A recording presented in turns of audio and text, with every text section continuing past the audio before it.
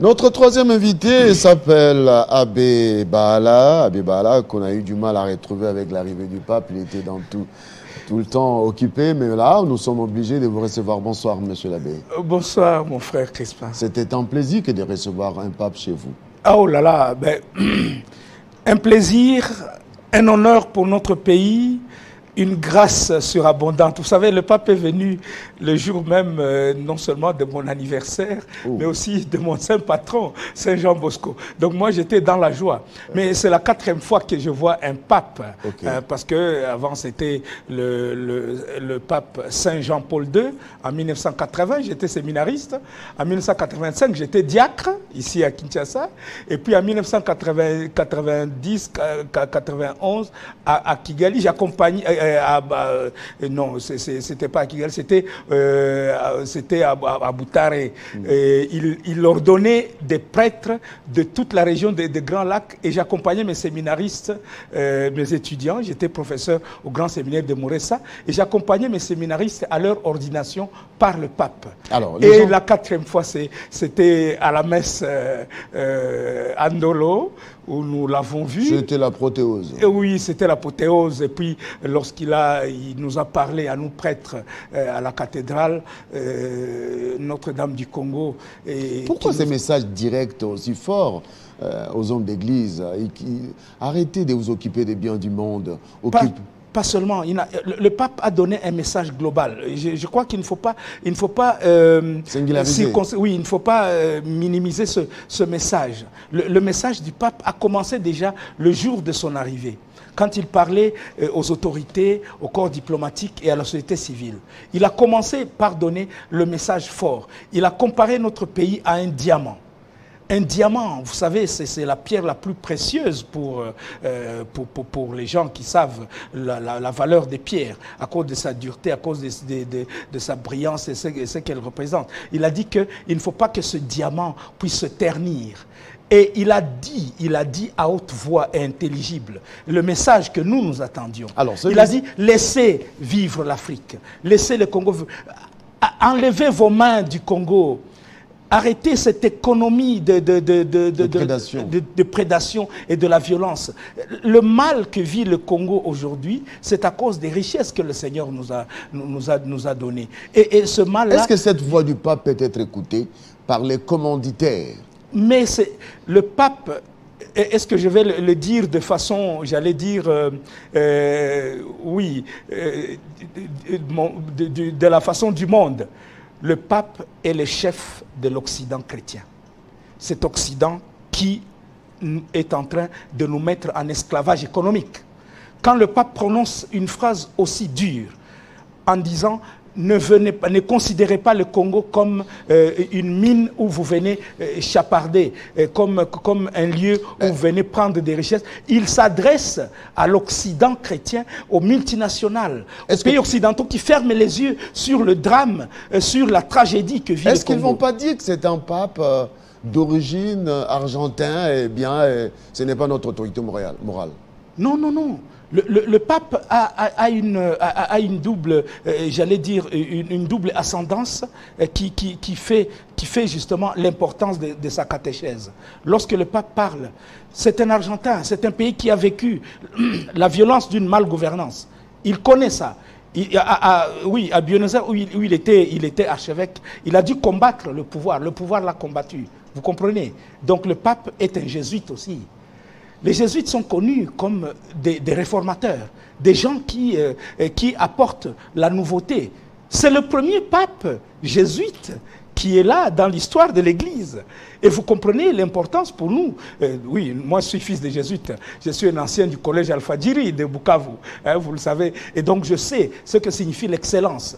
Pour le pape, aujourd'hui, il y a une certaine valeur morale qu'il voudrait inculquer aux gens. Une valeur morale, mais une valeur aussi de la modernité dans laquelle l'Église est en train de se mouvoir. Et le pape nous donne ce message là-bas. Il l'amène en République démocratique du Congo. Je vous ai dit que le premier message que nous avons reçu était celui-là, lorsqu'il a comparé notre pays à un diamant qui ne doit pas être convoité de façon évasive et qui doit être préservé.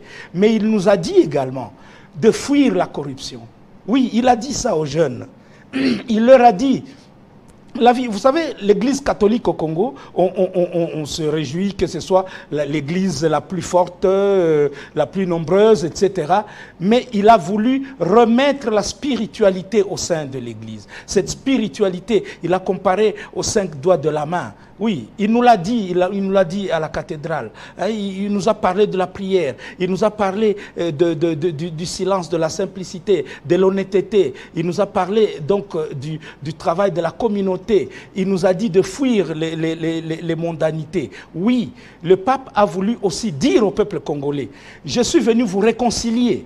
Il a parlé aux autorités. Les autorités ont entendu son message où il a dit que lorsqu'il n'y a pas de justice, lorsqu'il n'y a pas de partage, lorsqu'il y a tribalisme, il y a le régionalisme et toutes ces mauvaises choses. Il dit le pouvoir, l'État n'est qu'une bande de voleurs et de bandits. Si vous ne faites pas attention. Oui, il a parlé à nos autorités. Il leur a dit justement un message fort. Il leur a dit que notre pays, nous ne pouvons pas toujours pointer du doigt l'extérieur. Vous vous rappelez que la fois dernière, je vous ai dit que nous avons commencé une campagne nationale pour nous approprier, nous, société civile, la défense, la politique de défense de notre pays. On ne peut pas toujours sous-traiter la sécurité d'un pays ou ses questions sociales. On ne peut pas toujours les sous-traiter. Hein? Et East African Community, je ne sais pas qui encore et tout ça, Monisco et machin. Non, c'est nous-mêmes qui devons nous battre pour que ce pays reste un. Il a parlé du pardon, oui, de la valeur du pardon. Le pardon, oui, vous ne pouvez pas garder de la rancœur et vivre dans la rancœur comme le pays qui nous agresse, comme le Rwanda qui veut amener son idéologie de lutte entre Hutu, Tutsi, et toi, etc. ici dans notre pays. Ça n'existe pas chez nous. Nous sommes 450 ethnies qui vivaient ensemble sans qu'il y ait une minorité ou je ne sais pas qui. On ne peut pas continuer à faire cela. Le message là est envoyé aussi à nos voisins, donc, en leur disant... Oui, aux Rwandais. Oui, aux Rwandais, aux Ougandais et tous les autres qui viennent apporter la violence et la guerre dans notre pays. Parce que chez eux, ils ne peuvent pas survivre. Leurs pouvoirs dictatoriaux ne peuvent pas survivre sans la violence. Et les témoignages de ceux qui ont vécu les violences dans notre pays, quand le pape les a reçus, j'étais là, j'avais les larmes aux yeux. Hein, j'ai vu les gens qui parlaient des viols et des violences qu'ils ont subies. Le pape a dit, vos larmes sont mes larmes. Il a donné... C'est pourquoi nous, gens de l'Est, oui, je le dis sans mauvaise idée sur les gens qui sont de l'autre côté du pays, nous, gens de l'Est, nous nous sommes sentis consolés parce que nous espérions que le pape dirait ces mots-là, qu'il les dirait à Goma, pendant qu'il inaugurerait peut-être la grande cathédrale qui a été construite par les chrétiens de Goma, tous les ressortissants, etc., qu'il les dirait en face de nos voisins, qui eux sont belliqueux, qui ont la haine dans leur cœur, qui veulent transmettre cette haine chez nous, qui inventent des rébellions, à qui ils donnent des noms différents. Aujourd'hui, Avdel, après c'est RCD, CNDP, M23-1, M23-2, etc. Et qui ne respectent rien. Vous voyez les manifestations qui se font aujourd'hui contre les forces de l'East African Community. Ils jouent un mauvais jeu. C'est un mauvais jeu qui est en train de jouer. Et nous savons que l'arrivée du pape a été comme une sorte d'ouverture vers le monde. Le silence du monde entier, devant le drame et la tragédie du Congo va se terminer. Parce que le président de la République a eu beau crier dans le monde entier. Il a eu dire à tout le monde, voici ce que nous sommes en train de vivre. Personne ne nous a entendus. Mais aujourd'hui, le pape l'a vécu. Il va aussi au Sud-Soudan, dans un pays qui connaît aussi les... Déchiré par la guerre. Déchiré par la guerre, déchiré par... C'est un pays qu'on a créé sui generis. Alors, là où le pape est passé, en Syrie et partout, Afghanistan, on a vu que après, c'était la calmie. On peut dire que ça pourrait être le cas chez nous aussi. Mais pourquoi on l'appelle le Saint-Père? C'est le successeur de Saint-Pierre. C'est celui qui représente Jésus et ce qu'il apporte, la paix qu'il a donnée. Il dit, je ne vous donne pas la paix comme le monde la donne. Le monde la donne à travers la guerre, à travers les armes, à travers la violence. Moi, je vous apporte la paix des cœurs. Il a parlé du pardon et de la réconciliation. Oh, est-ce que vous avez remarqué Il y a eu 100 000 personnes dans ce stade des martyrs qui a connu des drames dernièrement avec des musiciens. Il n'y a pas eu un seul blessé quand le pape est venu et quand il a parlé aux jeunes, quand il les a exhortés à quitter la corruption, à fuir le tribalisme, à fuir la vie facile que nous présentent les sectes et les autres prêcheurs de prospérité facile. Non, il a appelé les jeunes au travail, il les a appelés au sérieux, à l'honnêteté. Oui, le pape, il a été devant 1 million de personnes en dolo. J'étais là, nous avons transpiré là-bas. Personne ne s'est plaint. Pas de morts, pas de blessés. Tout le voyage du pape s'est passé dans le calme et dans la paix. Et le pays va retrouver une situation où demain, vous allez être étonné, Crispin. Vous allez être étonné. Parce qu'il a touché les cœurs des gens. Il a parlé aux autorités. Il a parlé aux dirigeants en leur rappelant leurs devoirs. Il a parlé aux jeunes qui sont la force de notre pays. Nous avons 60% des jeunes dans notre pays. Il a parlé à l'Église, oui. Il nous a interpellés sur nos devoirs. Nous devons prêcher l'évangile, nous devons prêcher par l'exemple. Nous devons également aider notre peuple à se réconcilier, à se remettre ensemble. C'est vrai, l'Église a été, comme de tous les temps, dans notre pays, une sorte de contre-pouvoir, n'est-ce pas? Parce que l'Église rappelle à tout le monde les valeurs de l'évangile.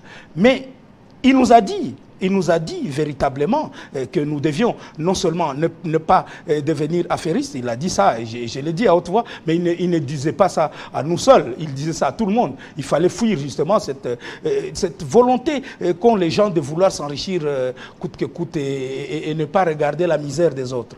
Mais il a écouté aussi la voix puissante du cardinal qui a dit devant lui, ce peuple que vous voyez ici est un peuple qui souffre dans sa chair et dans son âme. Dans sa chair parce qu'il y a la guerre, parce qu'on le viole, parce qu'on pousse les gens dans les rues, on les envoie dans l'errance, on ne leur donne pas leurs droits. Ce peuple est un peuple qui souffre. Mais dans son âme, parce que justement l'âme du Congolais doit être guérie. Il y a un président de la République qui a dit que ce qu'il regrettait de n'avoir pas fait, c'est de n'avoir pas changé le cœur, la mentalité de l'homme congolais. Quitter la corruption, quitter le tribalisme, quitter le régionalisme, quitter l'égoïsme qui nous hante et construire un pays sur la réconciliation. Voilà le message qui était le message du pape. La réconciliation nationale. J'étais content de voir là-bas tous les opposants, tous ceux qui sont dans la sphère politique. Et moi, j'avais envie de leur dire, bon, ok, vous êtes là devant le pape, vous êtes en train de prier, vous vous mettez à genoux, vous êtes tout mignon, nous vous aimons beaucoup. Mais demain, arrêtez de vous insulter. Arrêtez d'instrumentaliser les gens pour pouvoir faire la violence au moment des élections. Faites en sorte que ces élections que nous allons connaître soient des élections justes, qu'elles soient transparentes, qu'elles soient des élections normales. Parce que le moment des élections est un moment où il y a la tension, où les gens se lancent des flèches, etc., et instrumentalisent les gens pour la violence. Oui, j'avais envie de leur dire, il faut que la paix revienne à Kwamut et à l'ouest. Il faut que la paix revienne dans le Kasaï. Il faut que la paix revienne au Katanga. Il faut que la paix revienne à l'est du pays.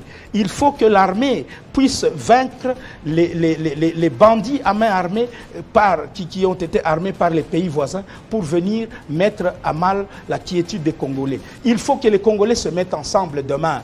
Oui, demain, après la visite du pape, il faut que l'on sente un vent nouveau dans ce Congo que le Seigneur nous a donné et qu'il a doté de beaucoup de richesses, dont le diamant, le coltan, l'or, le tungstène, le lithium, le pyrochlore, le pétrole, le gaz dans le lac Kivu. Et j'ai envie de dire Amen.